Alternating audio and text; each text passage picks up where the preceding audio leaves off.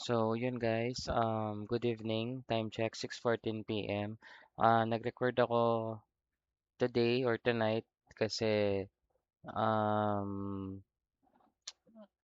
di ako nakapag-record kanina. Saktong papasok pa lang ako ng work. So, update lang, no? Nag-apply na tayo dun sa supposedly tatlong work from home setup. Tapos, dun sa isa na failed. Sadly, dun sa Get Magic dahil ang selan pala nila dun. Tapos, dun naman sa isa which is yung may outdesk.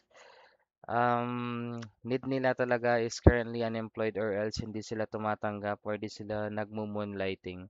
So yun guys, medyo oras na. Um, 6:15 na kailangan ko ng mag-bounce ng 20th of January, syempre naman. Ah, may niluto kanina pero di na ata ako makakain. Tapos yun, talagang magiging deciding factor pala. Akala ko, sorry, akala ko this week na. Pero deciding factor pala is talagang 'pag nag ano ka na,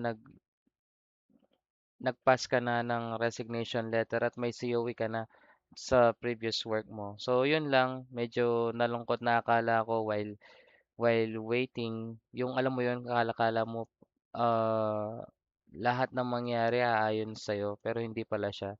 So yun guys, yun lang yung share ko today. Tapos nagbabalak na din akong kumuha ng GPU for productivity. Siyempre, productivity. Yun lang.